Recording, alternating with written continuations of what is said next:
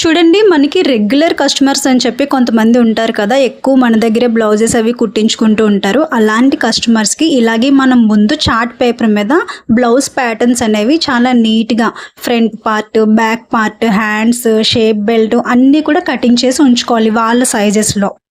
So ఎప్పుడైనా వాళ్ళు blouses తెచ్చి ఇచ్చినప్పుడు వెంటనే మళ్ళీ మెజర్ చేయకుండా ఫాస్ట్గా బ్లౌజ్ అనేది ప్యాటర్న్స్ యూజ్ చేసి స్టిచ్చింగ్ చేసి ఇచ్చేయచ్చు. అలా అని చెప్పి పూర్తిగా ప్యాటర్న్స్ మీదే డిపెండ్ అయిపోకండి. మనం మెజర్మెంట్స్ అనేవి కరెక్ట్గా క్యాలిక్యులేట్ చేయడం మర్చిపోతాం.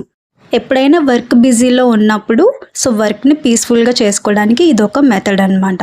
తర్వాత ఏంటంటే, నేను కలర్ చార్ట్ పేపర్ యూజ్ చేయడం వల్ల ఆ కలర్ అంతా కూడా నా హ్యాండ్స్కి అయితే అంటుకొని ఈ విధంగా అయ్యింది. వైట్ కలర్ బ్లౌజెస్ మనం కటింగ్ చేయాల్సి వచ్చినప్పుడు ఈ చార్ట్ పేపర్కి ఉన్న కలర్ వాటికి అంటుకునే ప్రమాదం ఉంది. కాబట్టి మీరు వైట్ కలర్ చార్ట్ని యూజ్ చేసి ఇలా ప్యాటర్న్స్ అయితే రెడీ చేసుకోండి. టెన్షన్ ఫ్రీగా వర్క్ని పీస్ఫుల్గా చేసుకోవడానికి ఇదొక మెథడ్. వీడియో మీకు నచ్చితే తప్పకుండా లైక్ చేయండి. Thank you so much for watching అందరికీ. అలాగే మరిన్ని లేటెస్ట్ అప్డేట్స్ కోసం మన ఛానల్ని సబ్స్క్రైబ్ చేసుకోండి.